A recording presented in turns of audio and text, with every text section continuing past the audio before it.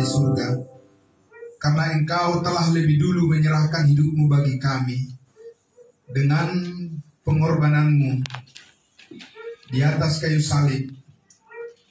Engkau menyerahkan tubuh dan darahmu sebagai persembahan yang kudus dan yang berkenan kepada Bapa di surga, untuk menebus kami, mengampuni kami dari segala dosa satu kali untuk selama-lamanya. Itulah kasih karunia Tuhan yang terbesar, yang sempurna, yang sudah tiba, yang sudah sampai pada kami. Dan kami di dalam Engkau, Engkau di dalam kami, menyatu untuk selama-lamanya. Terima kasih Bapa, biar kami menikmati persekutuan kami setiap saat, karena kami tahu kami adalah anggota tubuh-Mu dan Engkau adalah kepala bagi kami semua, yang menjadi bagian yang kekal, dan di mana kami bersekutu dengan Engkau dengan mengerti dan memahami betapa Engkau sangat mengasihi kami semua. Terima kasih Bapa untuk kebenaran firman-Mu menjadi kekuatan baru bagi kami lagi untuk melihat kebaikan Tuhan yang berlimpah dalam hidup kami. Dan kami tetap percaya dengan keteguhan iman kami bahwa Tuhan mengubahkan hidup kami terus dari hari ke hari menjadi berkat yang besar bagi banyak orang. Dalam nama Tuhan Yesus kami berdoa. Haleluya. Amin. Amin. Jemaat, saya persilakan duduk kembali. Bapak Ibu Saudara, mari kita membuka Alkitab kita.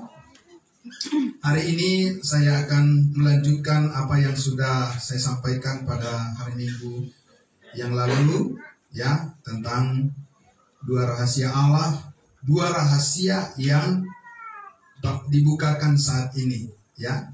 Yang pertama adalah rahasia kasih karunia Allah kepada kita semua dalam Kristus Yesus, dan yang kedua adalah rahasia kedurhakaan. Kenapa harus kita memahami rahasia kedurhakaan? Agar kita tahu cara mainnya bagaimana. Amin. Benar Bapak Ibu Saudara, kalau kita tidak tahu permainan lawan kita, bagaimana kita bisa menang? Ya kan? Kita akan menjadi bulan-bulanan kekalahan kalau kita tidak tahu bagaimana taktik daripada lawan. Karena lawan kita bukan darah dan daging. Amin.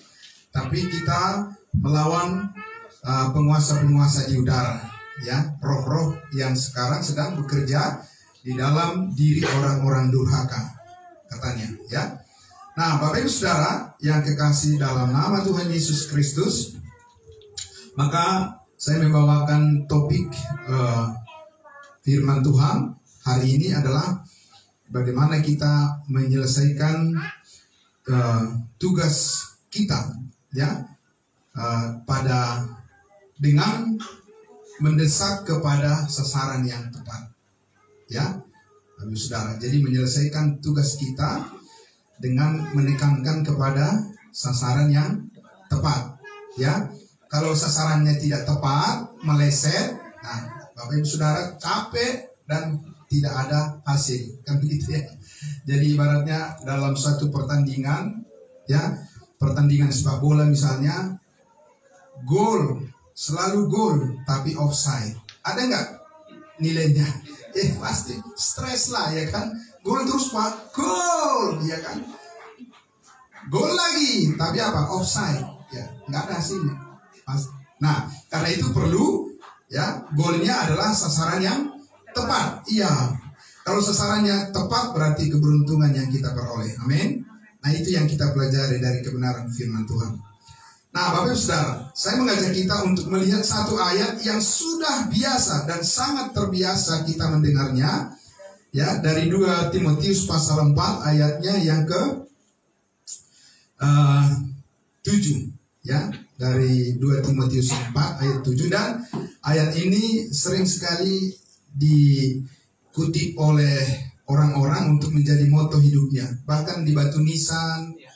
Ya, kalau Bapak Ibu Saudara misalnya pergi ke pemakaman Kristen, di situ akan ada ayat ini, ya kan? Diukir di situ. Aku telah mengakhiri pertandingan yang baik, gitu ya. Kadang-kadang saya bertanya, kapan mengawalinya? Kok udah mengakhiri aja? Ya kan Ibu ya? Bener nggak sih? Kan gitu. Kita bertanya, kita harus menjadi kritis di dalam hal soal iman ini. Aku telah mengakhiri pertandingan yang baik. Udah mengawali belum? Iya kan? Bapak Saudara, kalau nggak pernah mengawali, apanya yang mau diakhiri? Kan begitu.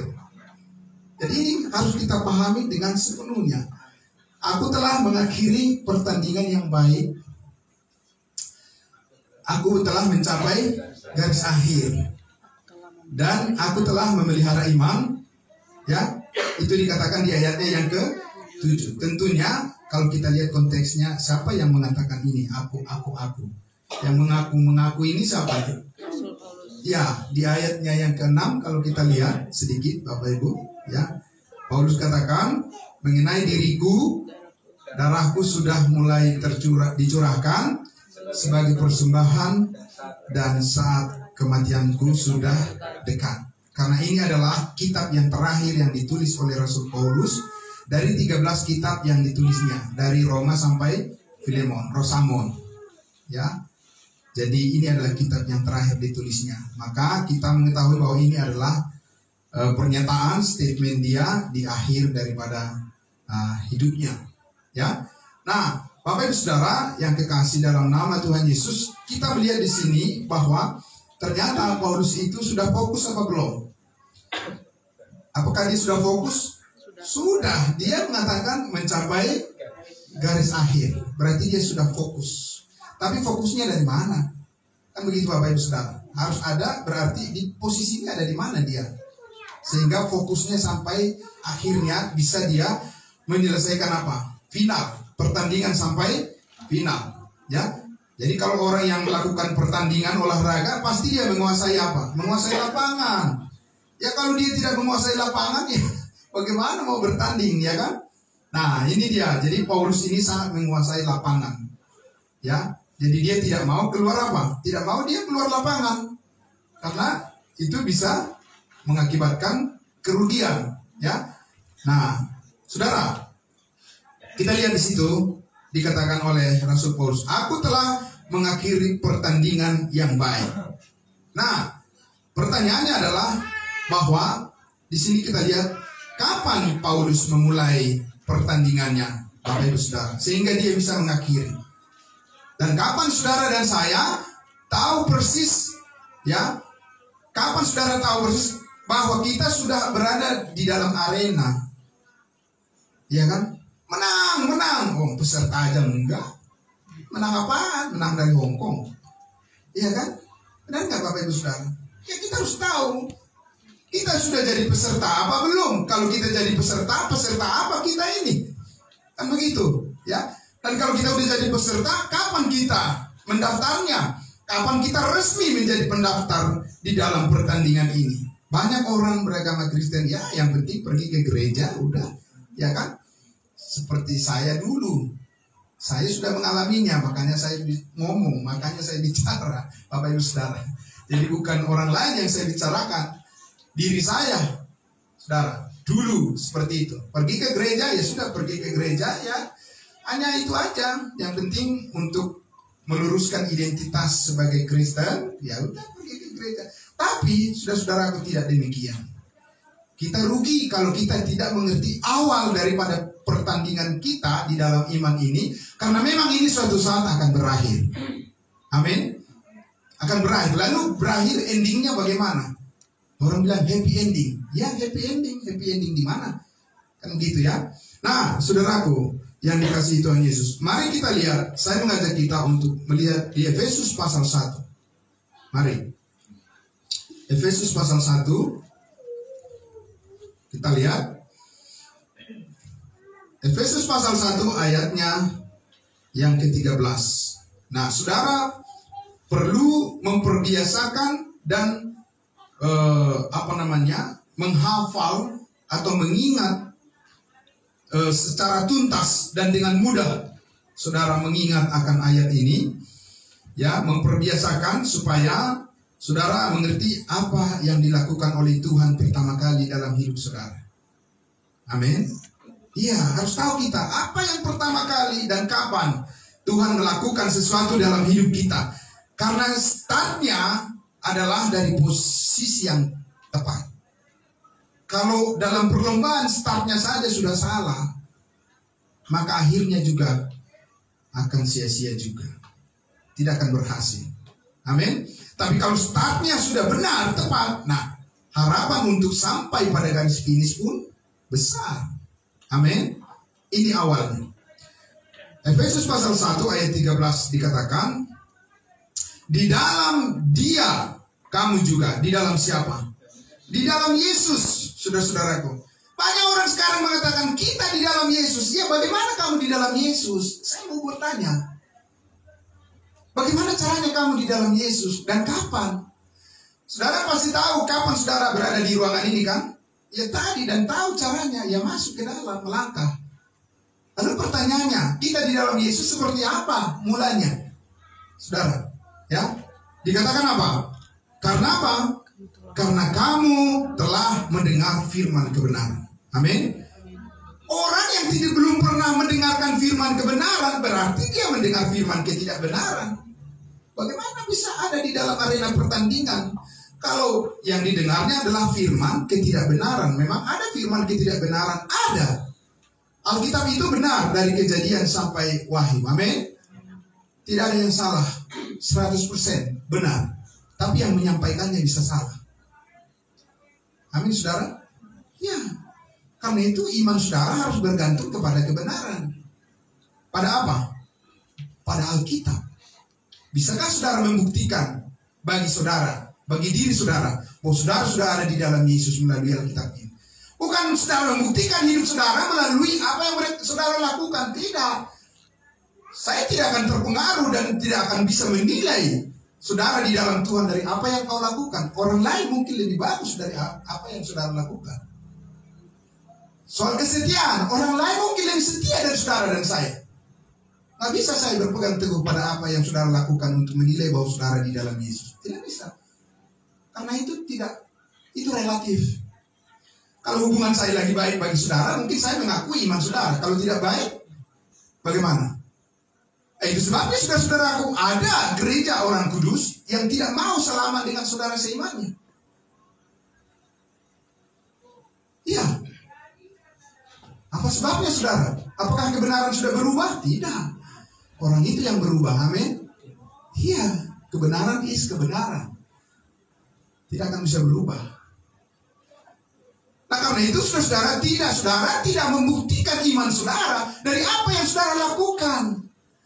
Betul, itu adalah merupakan bagian dari panggilan saudara dan saya untuk hidup membuktikan kebenaran itu sendiri. Tapi saudara-saudara saya kasih tahu, kebenaran itu adalah di mana? Di dalam Alkitab ini, kebenaran yang mutlak. Saudara, jadi bukan seberapa besar apa yang kuperbuat ya bagi saudara, tapi seberapa besar apa yang kukatakan kebenaran sesuai dengan firman Tuhan. Itu yang penting saudara. Ya, makanya ada firman ketidakbenaran. Firmannya benar, tapi orang yang menyampaikannya apa? Keliru. Nah untuk itu, saudara nanti ketemu dengan Tuhan Yesus, bisa nggak saudara mengatakan ya? Karena kenapa salah pemahamanmu tentang Tuhan Yesus? Ya, saya kan jemaat biasa. Nggak bisa, saudara. Yakin saya 100%, tidak ada alasan itu. Bertemu dengan Tuhan Yesus mengatakan, saya kan cuma jemaat biasa Tuhan. Karena diajarkan salah, ya salah pula saya. Tidak bisa. Dari mana kita tahu? Baca Roma pasal 1, pasal 2. Siapapun engkau hai manusia, tidak akan bisa lepas dari pertanggungjawabanmu kepada Tuhan. Tidak ada dalih dikatakan. Kenapa? Karena di tangan saudara ada firman Tuhan. Amin. Iya.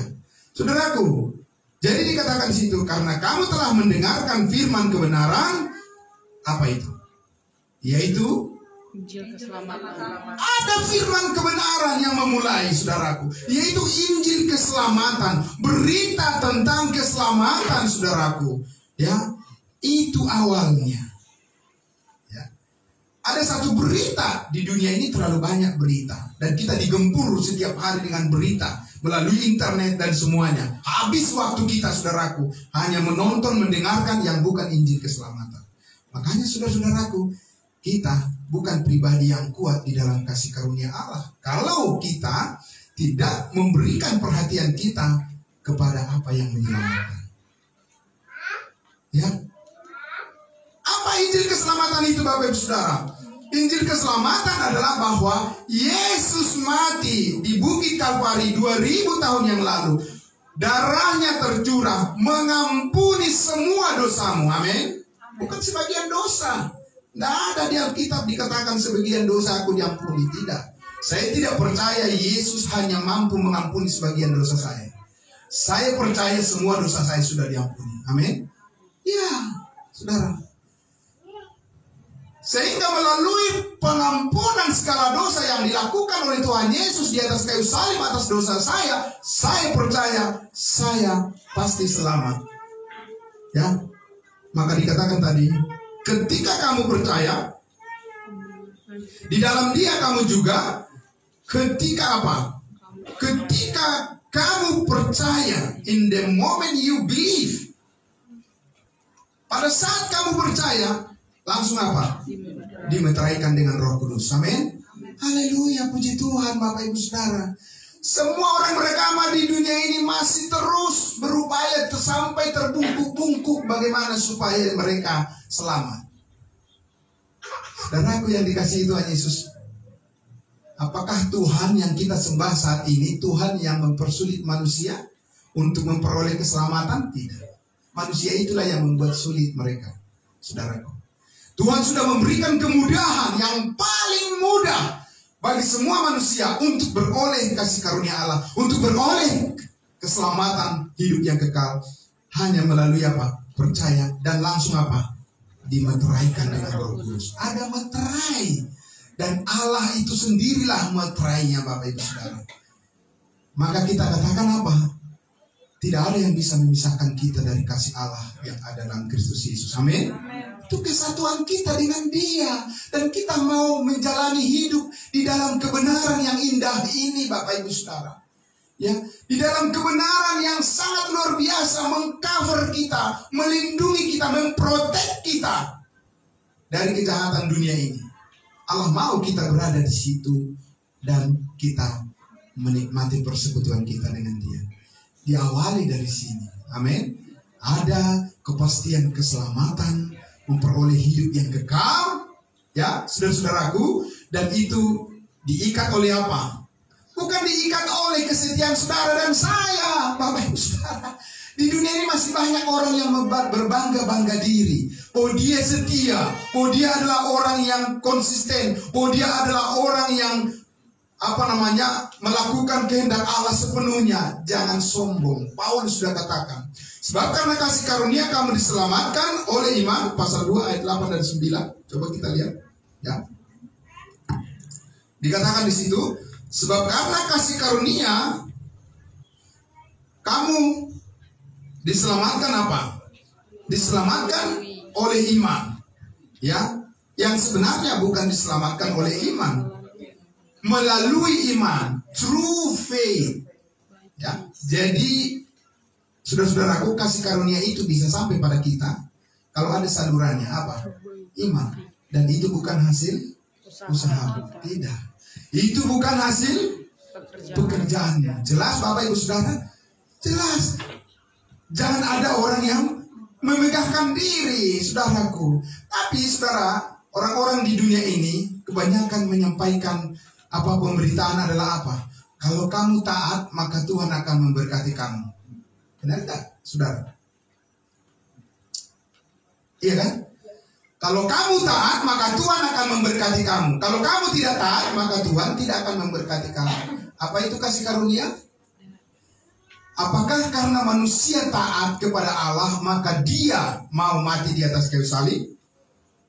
Coba kita lihat di dalam Roma, pasalnya yang kelima. Roma pasal 5, saudara. Ya, Roma pasal 5, kita lihat di ayatnya yang ke 6. Roma pasal 5. Ya.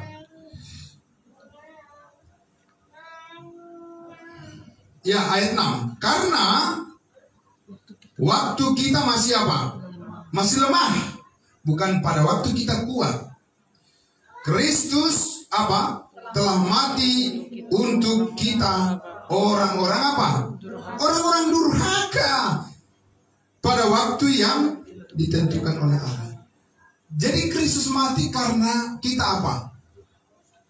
Karena kita jadi orang baik. Saudara, banyak orang sekarang ini bagaimana supaya jadi baik, jadi lebih baik dia supaya dia diterima oleh Tuhan. Sampai di mana dan sampai kapan baiknya? Paham saudara? Nggak bakalan saudara. Makanya orang yang mengejar keselamatan masuk surga dengan perbuatan baik tidak akan pernah berani mengatakan bahwa dia pasti selamat. Karena apa? Karena kenyataannya dia belum menjadi orang baik. Paham saudara? Kristus datang ke dunia ini, Yesus mengatakan apa? Aku datang untuk menyelamatkan orang berdosa. Amin. Bukan menyelamatkan orang baik. Siapa yang baik? Paulus katakan tidak ada yang benar seorang pun tidak. Dalam Roma pasal 3. Semua orang telah kehilangan kemuliaan Allah. Semua orang telah berbuat dosa dan telah kehilangan kemuliaan Allah. Hanya satu yang baik. Yang Yesus katakan kepada orang kaya itu. Orang kaya itu mengatakan, Yesus, guru yang baik, apa yang harus kuperbuat supaya perbuatan baik, apa yang harus kulakukan supaya aku beroleh yang kekal? Yesus mengatakan apa? Kenapa kau katakan aku baik? Cuma satu yang baik, hanya Allah yang baik. Amin. Yesus ingin mengatakan, kalau kau katakan aku baik, berarti apa? Aku Allah. Memang dia adalah Allah. Amin. Hanya Yesus yang baik. Dan kebaikannya itulah yang dinyatakannya ketika dia memikul salib dan naik di atas kayu salib itu. Dan Yesus mengatakan sudah selesai. Saudaraku, itulah kebaikan satu-satunya yang dilihat oleh Allah di dalam hati saudara. Amin. Kan karena saudara cekatan dan terampil melakukan suatu pelayanan. Tidak saudaraku. Ya, tidak. Kurang baik apa orang Israel? Kurang taat apa mereka? Kurang kudus apa hidup Paulus, Bapak Ibu Saudara? Baca di pasal 3 Filipi, dia katakan apa? Apa yang kucapai dahulu yang merupakan keuntungan bagiku, hampir aku sempurna melakukan hukum Taurat. Tapi sekarang kuanggap apa? Rugi. Dan kuanggap sampah. Karena pengenalanku akan Kristus lebih mulia daripada semuanya itu. Amin. Saudara yang dikasihi Tuhan Yesus, dari situlah Paulus, ya, dari situlah kita semua saudara-saudaraku memulai akan pertandingan kita, ya. Kita lihat sekali lagi di ayat di Roma pasal 5 tadi. Ayatnya yang ke-7, sebab tidak mudah seseorang mati bagi orang yang benar, tetapi mungkin untuk orang yang baik ada yang berani mati. Bisa saja karena balas budi kan? Bisa. Tapi untuk orang yang benar tidak ada, saudaraku. Ya, hanya Yesus yang mau mati. Ya. Akan tetapi ayat 8, akan tetapi Allah menunjukkan kepada kita, Dia perlihatkan kepada kita. Di mana diperlihatkan? Menunjukkan apa? Kasihnya kepada kita oleh karena Kristus telah mati untuk kita ketika kita sudah menjadi orang baik. Amin. Tidak, saudara. Ketika kita masih berdosa, Dia mengasihi kita bukan karena kita mengasihi Dia. Tidak. Bukan, saudara. Ya. Ketika kita masih berdosa, ketika kita masih orang-orang yang layak dimurkai, ketika kita orang yang tidak sepantasnya memperoleh berkat kasih daripada Allah, disitulah Dia mati.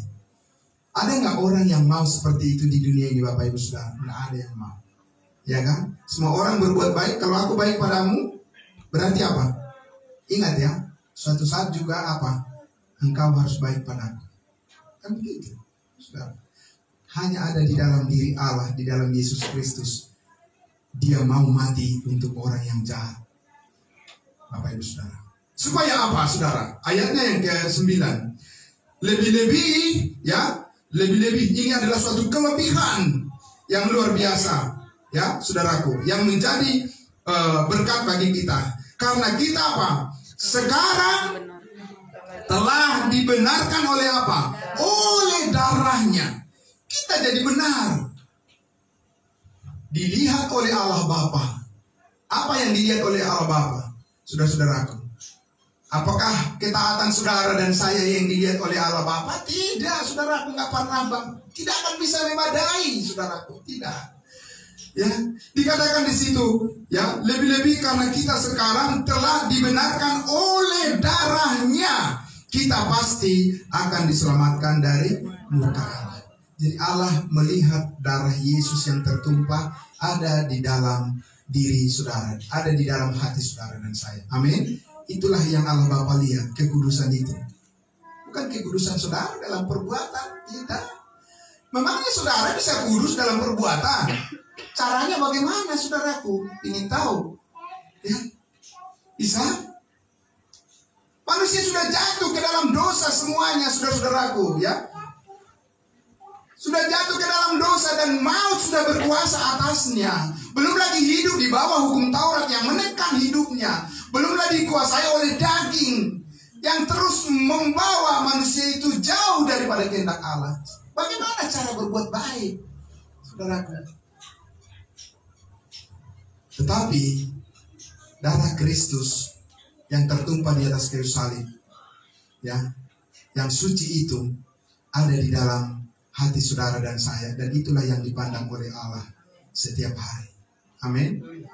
Ingat saudaraku, ketika bangsa Israel dari Mesir hendak mau dilepaskan oleh Allah, dibebaskan dari perbudakan, apa yang harus mereka taruh di kusen pintu mereka masing-masing? Darah. Bahkan pertama kali ketika Adam dan Hawa jatuh ke dalam dosa, ya, di Taman Eden, mereka berusaha untuk melindungi rasa malu mereka dengan melakukan, dengan usaha mereka sendiri menutupi rasa malu mereka dengan daun pohon ara. Apakah Tuhan berkenan kepada itu? Tidak. Allah sendiri yang menumpahkan apa? Korban darah dan mengambil kulit binatang untuk menutupi aib mereka. Saudaraku yang dikasihi Tuhan Yesus, kepada saudara dan saya lah sepenuhnya sekarang, ya, berkat yang sepenuhnya, yang melimpah, yang luar biasa, yang dahsyat itu diberikan melalui iman. Amin. Bukan lagi usaha, melalui iman.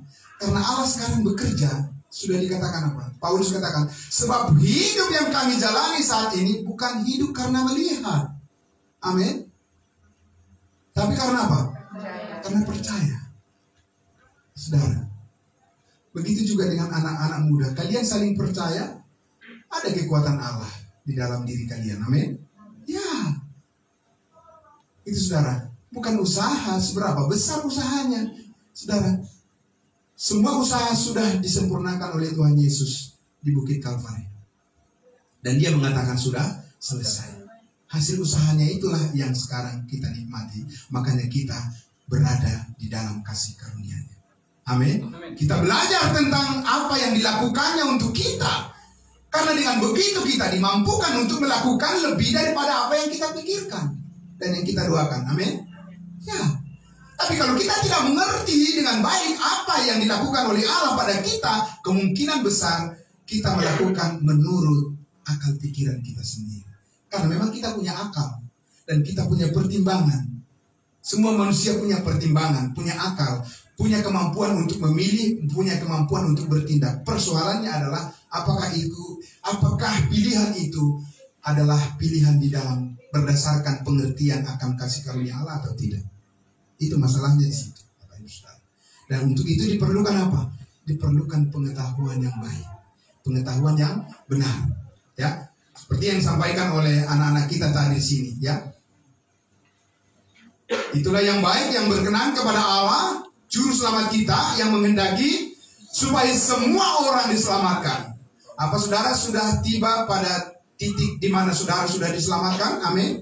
Amin. Berhenti sampai di situ dan memperoleh pengetahuan akan kebenaran. Kalau tidak memperoleh pengetahuan akan kebenaran, maka itulah yang menyebabkan kita menjadi jatuh serupa dengan dunia ini. Roma 12 mengatakan, ya, janganlah kamu serupa dengan dunia ini, tetapi berubahlah oleh pembaharuan budimu. Itu saudara. Allah mau kita mengalami pembaharuan di dalam akal budi kita. Kenapa? Karena Dia bekerja melalui akal budi kita atas firman kebenaran yang kita mengerti dengan tepat, sehingga pilihan-pilihan kita pun dalam hidup ini menjadi tepat. Saudara, ya, kita adalah orang-orang, sudah dikatakan tadi, adalah yang latar belakangnya yang sudah jatuh. Ya, kita tidak memiliki penilaian yang setepat-tepatnya yang dikatakan oleh firman Allah. Tetapi kalau kita mengerti akan kebenaran firman Allah, kita juga dipimpin oleh Roh Kudus untuk menentukan pilihan kita yang tepat seperti yang Allah inginkan. Amin.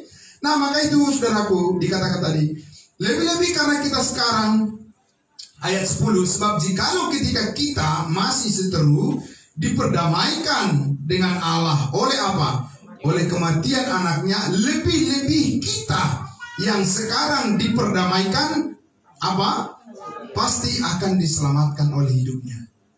Tahukah saudaraku, keunikan dan kelebihan daripada kita sebagai pengikut Kristus apa? Dikatakan pasti diselamatkan oleh hidupnya. Hidup siapa? Hidupnya Kristus yang diperoleh dari kebangkitannya, di mana dia naik ke surga, hidup selama-lamanya dan tidak akan mati lagi. Hidup itulah yang ada pada saudara dan saya. Amin. Iya. Dan itu pasti. Pasti berapa lama? Orang bilang pasti selama kita taat. Tidak benar. Nggak ada di Alkitab dikatakan begitu. Ya, saudara. Pasti kita selamat masuk surga, pasti. Selama apa? Selama kita masih taat. Tidak, saudara. Bukan ketaatan saudara yang menjamin kepastian keselamatan itu. Meterai Roh Kudus yang menjaminnya. Amin. Dan itu permanen sekali untuk selama-lamanya. Itu yang saudara harus hargai terus setiap hari. Amin. Iya, bukannya kita menghargai suatu pengajaran bahwa keselamatan bisa hilang. Saudaraku yang dikasihi Tuhan Yesus, nggak ada kekuatan dari situ. Karena itu adalah suatu pertanda keraguan. Ya, amin. Ya. Betapa banyak sekarang mimbar-mimbar gereja mengatakan, oh kalau saudara tidak taat, saudara tidak akan bisa masuk surga. Nggak ada gunanya dipercayai seperti itu. Karena yang berkhotbah itu pun tidak taat. Itu apa? Omong kosong. Firman Allah lebih-lebih mengatakan kita sekarang sudah diperdamaikan. Amin. Kita pasti diselamatkan oleh hidupnya. Hidup yang kekal. Amin. Karena Kristus saat ini bukan lagi hidup sebagai manusia dengan hidup yang sementara. Itu sudah lewat 2000 tahun yang lalu. Dia hidup sekarang dengan hidup yang kekal. Maka di dalam hidup yang kekal itulah saudara saat ini dipimpin oleh Roh Kudus. Dan itulah yang terus-menerus memberikan kepada saudara dan saya keyakinan bahwa kita selama hidup di dunia ini, kita memiliki sumber kekuatan yang besar di dalam Tuhan. Amin. Ya, kita punya resources. Kita punya sumber daya. Kita mempunyai kapasitas. Amin, saudara. Karena kasih Kristus lah yang menguasai kami, kata Paulus. Amin. Sebab kasih Kristuslah yang menguasai kami. Berarti kita punya kapasitas sekarang ini untuk memuliakan Dia dan untuk hidup benar. Amin. Itu yang kita pelajari. Bagaimana Tuhan supaya saya terus hidup benar seperti yang Engkau kehendaki. Datang kepada pengetahuan akan kebenaran. Tanpa itu, saudara, seperti jemaat Galatia, flat lagi. Flat. Ya kan? Kenapa? Kuasa daging itu tidak akan begitu rela membiarkan saudara dipimpin oleh Roh Kudus. Dia pasti menarik ke kehidupan yang lama. Dan tidak ada orang yang kebal kalau dia tidak hidup di dalam kasih karunia Allah, bertumbuh di dalam kebenaran itu. Tidak ada yang kebal, saudaraku. Dan ingat saudara, hari Kamis, hari Minggu yang lalu maksud saya, kita sudah belajar bahwa sekarang secara rahasia kedurhakaan itu terus apa? Bekerja. Bagaimana saudara tahu bahwa saudara tidak akan jatuh? Saudara bisa jamin, oh Tuhan, saya pasti tidak akan jatuh. Bagaimana caranya saudara tahu itu? Ya kan? Karena ketidakbenaran itu bekerja secara apa? Secara tersembunyi dan licik. Tapi ketika saudara terus diperlengkapi ya dengan pengetahuan yang benar, saudara-saudaraku, maka saudara juga aware setiap saat. Amin. Ya, kepekaan itu, kepekaan terhadap godaan dan dosa yang mengalihkan fokus saudara ada pada ada saudara. Siapa yang membuatnya? Bukan karena saudara dan saya cerdas, bukan karena saudara dan saya pintar, tidak. Karena ada Roh Kudus yang memimpin pikiran dan hati saudara dan jiwa saudara, sehingga kita bisa selalu sadar setiap saat apa yang Tuhan kehendaki. Amin. Ya, kita tidak dengan mudah begitu saja dialihkan oleh pengaruh dunia yang buruk. Tidak bisa, saudara, kalau kita terus bertumbuh di dalam kekuatan kasih karunia-Nya. Oke, kita lihat di dalam Efesus pasal 4, ya. Efesus pasal 4. Bagaimana caranya kita bertumbuh di dalam kasih karunia ini supaya bisa sampai kepada apa yang Paulus katakan, ya, tiba pada final pertandingan kita kelak, ya, yang Tuhan karuniakan kepada kita, waktu bagi kita saat ini, Bapak Ibu Saudara, sebelum Tuhan Yesus datang menjemput kita. Ayatnya yang ke-11, Efesus pasal 4. Dan ialah yang memberikan baik rasul-rasul maupun nabi-nabi, baik pemberita-pemberita Injil maupun gembala-gembala dan pengajar-pengajar. Untuk apa mereka? Untuk memperlengkapi siapa? Orang-orang kudus. Ingat, bukan memperlengkapi orang-orang berdosa. Ulang sekali lagi. Tidak ada Paulus katakan dia memperlengkapi orang-orang berdosa. Dia memperlengkapi orang-orang kudus. Karena siapa orang-orang kudus itu? Yang sudah dimeteraikan dengan Roh Kudus. Amin. Setiap orang yang percaya kepada Yesus, ya, saudara dan saya, jangan katakan saya adalah orang berdosa. Dengan saudara mengatakan diri saudara adalah orang berdosa, berarti saudara sudah berada di posisi yang kalah. Karena upah dosa adalah maut. Nah, sekarang orang beragama Kristen lebih senang mengatakan, saya orang berdosa ini, Tuhan kasihanilah saya orang berdosa ini. Ya, untuk apa Yesus mati hapus dosamu kalau kau tetap orang berdosa? Orang membayar hutangmu, tapi kau selalu mengatakan kau orang berhutang terus. Jadi kapan selesainya? Yesus mengatakan apa? Tetelestai, sudah selesai. Kau bilang tidak selesai. Siapa yang harus diikuti? Yesus apa kau? Ya kan, benar nggak, saudara? Iya. Makanya Paulus mengatakan memperlengkapi orang-orang kudus. Karena setiap orang yang percaya kepada kasih karunia Allah, sesungguhnya dia di hadapan Allah, bukan di hadapan manusia, saya katakan. Di mana? Di hadapan Allah. Kalau di hadapan manusia, kita masih bersalah, kita masih berbuat dosa. Orang masih memperhitungkan kesalahan kita. Benar, saudara? Iya. Orang-orang yang percaya, orang-orang kudusnya Tuhan, yang tidak taat, yang hidup sembrono, dia ada konsekuensi.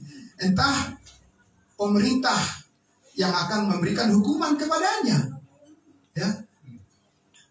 Tapi saudara-saudaraku, secara posisi, secara status di dalam Kristus Yesus, kita adalah orang kudusnya, orang yang dipilih, orang yang dipisahkan, orang yang diperuntukkan untuk Allah. Amin. Itulah yang perlu apa? Diperlengkapi. Untuk apa kita diperlengkapi, Bapak Ibu Saudara? Dikatakan di situ, untuk memperlengkapi orang-orang kudus bagi pekerjaan pelayanan, bagi pembangunan tubuh Kristus. Amin. Kita perlu dibangun sebagai bait Allah yang kudus, saudara. Kita adalah tubuh Kristus yang kudus. Kita perlu dibangun supaya apa? Kita berfungsi sebagai orang-orang yang dipakai oleh Tuhan untuk memuliakan Dia. Dia mau kita hidup di dalam kasih-Nya, dan Dia mau kita satu dengan yang lain mensupport, mendukung, dan membangun menjadi maju bersama. Jangan ada yang ketinggalan. Amin. Ya. Apakah ada di antara saudara dan saya yang mengabaikan satu bagian dari anggota tubuh saudara setiap hari? Ada nggak yang mengabaikan? Tidak ada, semua kita rawat. Amin. Mulai dari ujung rambut sampai ke ujung kuku kaki kita, semuanya kita sayangi dengan baik, kita asuh dan kita rawat dengan baik. Amin. Nah, itu saudara, sebagai tubuh Kristus, ya, kepala Yesus Kristus mau supaya kita melakukan, diperlengkapi, dikuatkan, diteguhkan, dimampukan untuk pekerjaan pelayanan yang dipersiapkan Allah sebelum dunia dijadikan, yaitu membangun tubuh Kristus. Sampai kapan, saudara? Sampai kita semua telah mencapai apa? Kesatuan iman. Ini bukan iman keselamatan, karena kita sudah satu di dalam iman keselamatan. Tetapi di dalam iman pertumbuhan kita atau ketaatan kita kepada Kristus Yesus. Di dalam cara hidup kita, kita perlu menjadi satu. Ya, satu apa? Di dalam satu tujuan, satu suara. Ya, itu yang dikatakan satu kesaksian. Amin. Yang ingin sampaikan Pak Pendeta Pardosi tadi, ya kan? Jangan sampai ada di antara kita yang ngomong yang lain tentang arti daripada sebuah kebenaran di dalam gereja kita. Karena apa? Itu mengakibatkan pelemahan terhadap anggota tubuh itu sendiri. Ya kan? Karena apa? Itu yang dipakai oleh iblis untuk membuat kita satu dengan yang lain saling bertentangan. Ya, saudaraku yang dikasihi Tuhan Yesus. Ya. Gereja kudus, gereja orang-orang percaya, saya sudah pernah melihat mereka, saudara-saudaraku. Dan bahkan di dalam jemaat sendiri Paulus katakan apa? Jangan kamu saling menggigit. Wah, ngeri juga ya orang-orang percaya ternyata Bapak Ibu Saudara. Kalau mereka tidak bertumbuh di dalam kebenaran, bisa juga mereka akhirnya apa? Cakar-cakaran. Wow, takut ah. Dan enggak, saudara? Iya kan? Bayangkan saudara, tangan kanan mencakar tangan kiri cakar lagi tangan kanan. Nah pasti orang bilang, loh, pasti itu ada apa? ODGZ kali itu. Iya, karena semua berasal dari mana? Dari kepala. Iya, kalau tidak stabil ininya, kepala, ya pasti juga bagian-bagian yang lain juga menjadi aneh. Tapi kalau pikiran kita tenang, pikiran kita normal, waras, dan seterusnya, pasti harmoni, ya, yang membawa kebaikan lah yang akan kita lakukan. Amin. Begitu juga di dalam gereja sebagai tubuh Kristus, saudara-saudaraku. Kita perlu bertumbuh bersama, saling mendukung satu dengan yang lain, bukan saling menjatuhkan, bukan mengejar jabatan di dalam gereja. Ada di luar sana aja kita kejar jabatan, ya kan? Ya di sana sudah mengejar kursi misalnya, ya kan, di masa tahun politik ini. Semua orang apa? Ngejar kursi, iya. Di gereja nggak usah dikejar kursinya, yang mana aja lah. Ya pokoknya bersyukur lah, ya kan, saudaraku. Jadi jangan bilang ini saya booking loh, udah 10 tahun saya di gereja ini. Nggak ada orang yang pernah menempati, yang nggak usah begitulah, ya kan. Di mana saja, ya saudaraku. Ya. Nah, maka saudara dikatakan sampai kita mencapai kesatuan iman, yaitu apa? Pengetahuan yang benar tentang siapa? Bukan tentang diri kita, tentang anak Allah. Lalu apa? Kedewasaan, bukan kedewasaan setengah, ya, setengah penuh, tapi kedewasaan full dan tingkat pertumbuhan sesuai dengan kepenuhan Kristus. Amin. Inilah pribadi-pribadi yang Allah inginkan ada di dalam tubuh Kristus. Itu pasti bisa 2 minggu dialami kan? Segampang membola telapak tangan kan, Bapak Ibu Saudara? Tidak. Makanya Paulus selalu mengatakan, hendaklah kamu selalu panjang sabar. Amin. Karena kasih itu adalah kasih panjang sabar. Iya. Banyak orang yang sabar, tapi kita perlu menjadi orang yang panjang sabar. Panjang sabarnya siapa? Panjang sabarnya saudara dan saya tidak. 1 kali kau sakiti hati ini, masih kumaafkan. 2 kali kau sakiti hati ini, masih kumaafkan. 3 kali kau sakiti hati ini, janganlah, oh janganlah. Jelas saudara, filosofinya jelas saudaraku. Nggak bisa kita bertahan di atas filosofi filsafat seperti itu, nggak bisa, saudara. Saudara semakin sering putar lagu itu, lama-lama saudara akan berprinsip seperti itu, ya kan? Suami akan bilang, kau dengarkan lagu tadi pagi? Loh, kok kita ini hidup berumah tangga kok jadi kita dipandu oleh lagu?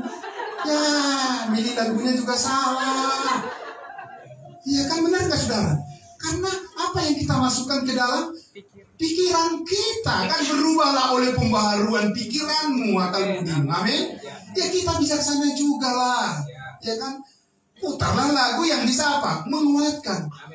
Ya kan? Sungguh indah rencanamu Tuhan. Amin. Sambil nyetir mobil, ya itulah, ya kan. Jangan pula yang diputar wow, wow, wow, wow, wow, wow. Apa itu lagu apaan? Gak jelas tuh, ya kan? Iya, saudara. Ya kita harus bijaksana juga kan. Amin. Iya, bermedsos sekarang. Ya pikirkanlah saudaraku yang pantas sebagai seorang orang kudus. Amin. Iya, saudara harus memastikan saudara tidak salah pilih dengan channel-channel atau apa informasi yang saudara ambil. Karena apa? Itu merusak mindset kita. Ya kan? Amin. Iya, saudara. Dan jangan lupa saudaraku yang dikasih Tuhan Yesus, setiap hari usahakanlah ambil waktu ya untuk membaca, merenungkan firman Tuhan. Amin. Ya, kan ada di gadget kita saudara, 24 jam sehari.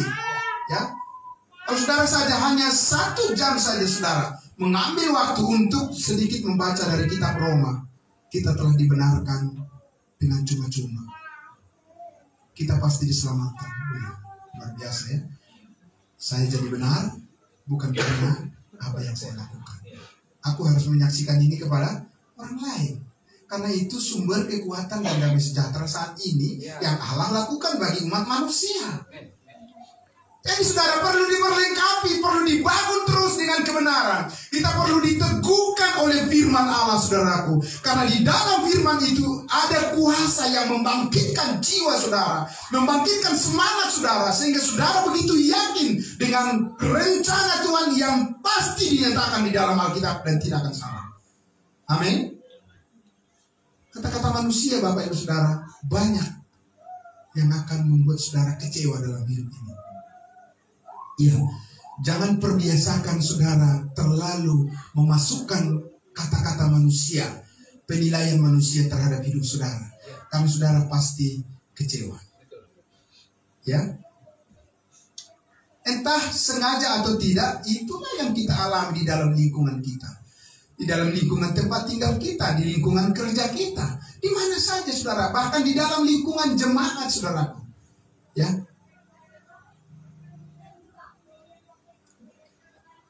Karena kalau orang percaya membiasakan diri untuk mendengarkan gosip. Gosip yang paling cepat kita lihat di mana? Di medsos ya, TV ya kan? Kisah apa? Kisah seputar?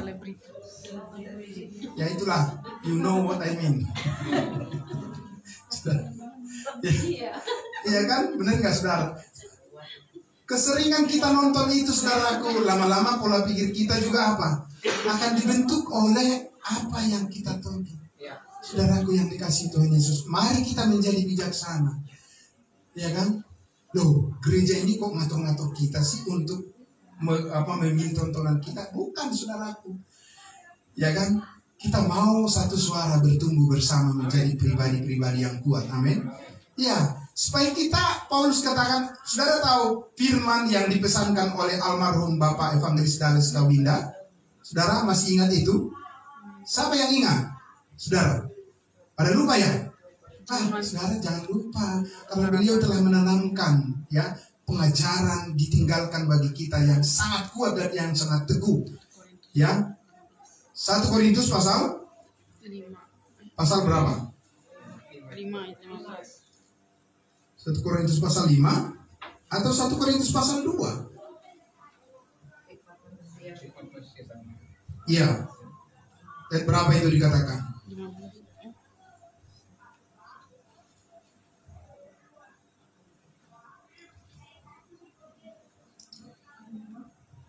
Jangan lupa ya, saya ulang sekali lagi, 1 Korintus pasal 2 ayatnya yang kelima. Ya. Mulai dari ayat 4 itu. Saya baca dari ayat 2. Sebab aku telah memutuskan. Ingat ya, Bapak Ibu Saudara. Ingat jemaat Korintus ini jemaat yang baik-baik atau yang banyak persoalan? Banyak persoalan Bapak Ibu Saudara. Mereka ini tidak hidup saling mengasihi satu dengan yang lain. Ya, di sini ada perzinahan. Di pasal 5, saudara-saudaraku. Di sini ada kesombongan. Saudara, di sini ada jemaat sesama saudara seiman membawa saudara seimannya ke pengadilan dunia. Ini, saudaraku, ketika Rasul Paulus menangani masalah-masalah kehidupan yang pelik seperti itu, ya, konflik-konflik seperti itu, Bapak Ibu Saudara, apa yang dilakukan oleh Rasul Paulus? Dia katakan di ayat 2 apa? Sebab aku telah memutuskan tidak mengetahui apa-apa di antara kamu, untuk tidak mengetahui apa-apa di antara kamu selain daripada Kristus, yaitu Dia yang disalibkan. Amin. Itu kasih karunia. Dia tidak mau terlalu ikut campur dengan persoalan orang. Amin. Jangan terlalu masuk, jangan ikut mencampuri masalah orang. Saudaraku, dia tidak mau. Ya kan? Dia hanya mau semua orang, kembalilah kita kepada makna daripada pengorbanan Kristus. Kenapa dia mati untuk kita? Ya, saudara, apa kita karena kita orang baik? Saudaraku, ya. Apakah kita tidak pernah salah sehingga kita terus mencecar kesalahan saudara seiman kita? Itu bukan cara hidup di dalam kasih karunia Allah. Amin. Tidak.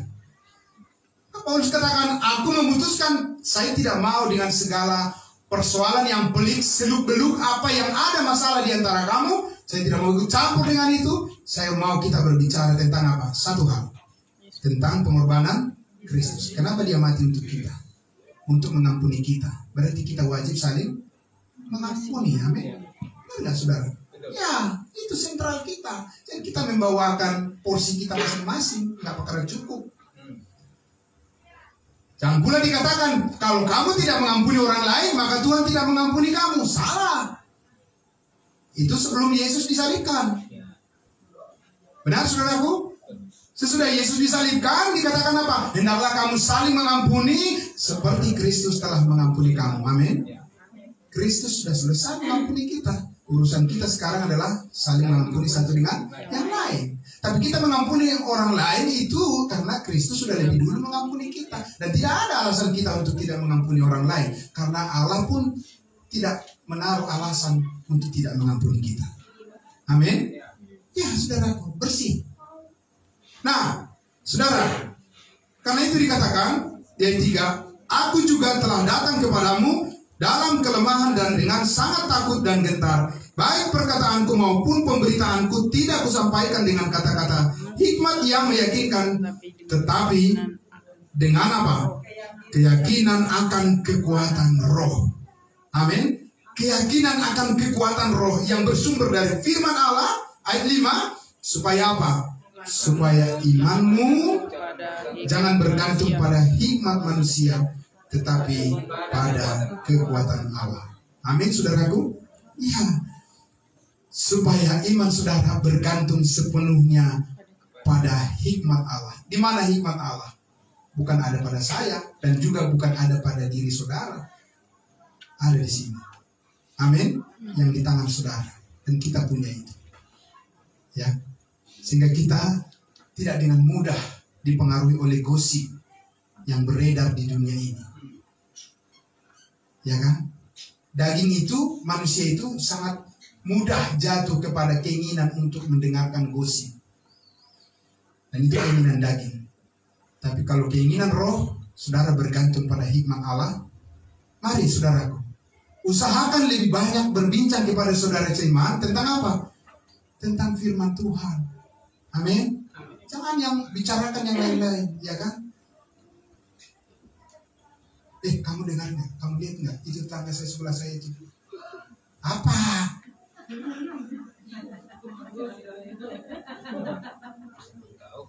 Saudara, langsung ingatkan dia. Udah yang lain aja kita omongin gitu kan? Jangan. Emang ini kenapa?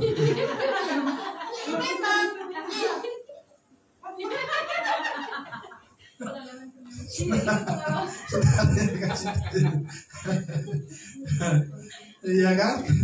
Saudara, begitu memang. Daging itu memang enak, maunya begitu, ya kan? Tapi kita mendisiplinkan diri kita, ya. Udah. Yang lain aja kita mau. Itu benar gak, saudara? Benar. bukan gitu, enggak. Emang benar. Kamu lihat. Lah jadi berantem gimana sih? Daging itu cepat sekali saudaraku ya. Itu dari mana datangnya? Dari Taman Eden. Di Taman Eden memang apa peristiwanya?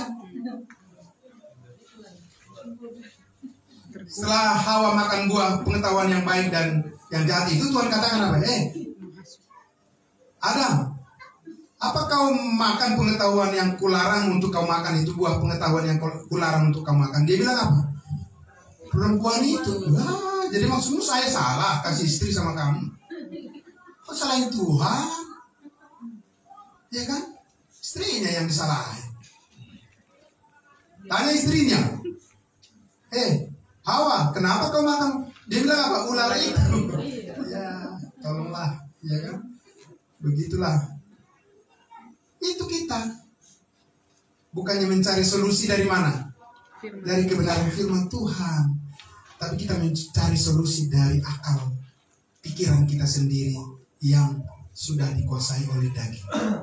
Dan untuk itu, Bapak Ibu Saudara yang dikasihi Tuhan Yesus, mari kita bertekad untuk membawa diri kita, membagi waktu kita dengan baik untuk lebih banyak mendengarkan kebenaran firman Tuhan. Amin. Percayalah, yakinlah saudara-saudara. Sekali lagi tadi sudah saya katakan, masalah kehidupan di dunia ini tidak akan bertambah, berkurang. Tidak, saudara. Jangan saudara terlena dengan kata-kata mengatakan kalau setia kepada Tuhan, kalau berdoa, bangun jam 3 pagi dan sebagainya, masalah-masalah lewat semuanya. Tidak begitu, saudaraku. Nggak ada itu di Alkitab. Yang benar adalah Paulus katakan, ya, bagiku hidup adalah Kristus dan mati adalah keuntungan. Adapun hidupku ini bukannya aku lagi, melainkan Kristus yang hidup di dalam aku. Amin.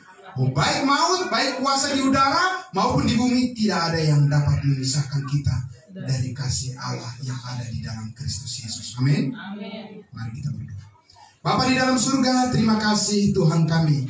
Sungguh mulia yang Kau Bapa, memberikan kami kunci-kunci pembuka rahasia untuk kami melihat bagaimana kami harus menyelesaikan pertandingan iman di dalam kasih karunia Allah. Bukan kami yang menyelesaikannya, tetapi Engkau yang bekerja di dalam kami, membawa kami kepada seluruh rencanamu yang indah, kepada seluruh berkat-Mu yang mulia.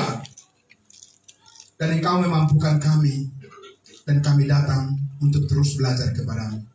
Tuhan memberkati semua jemaat yang mendengarkan kebenaran firman-Mu hari ini ya Bapak, menjadi bekal yang kuat di dalam batin mereka. Kami tahu Bapak di surga, permasalahan-permasalahan dalam kehidupan ini tidak bisa kami ambil sepele, kami menganggap sepele. Tetapi dengan keseriusan kami untuk belajar kepada Tuhan, maka kuasa daripada Tuhan akan menaungi kami semua. Sehingga kami tidak akan terjatuh menghadapi apapun masalah dalam kehidupan. Bersama dengan Kristus kami adalah lebih daripada pemenang. Dalam nama Tuhan Yesus kami berdoa. Haleluya. Amin. Tuhan Yesus memberkati.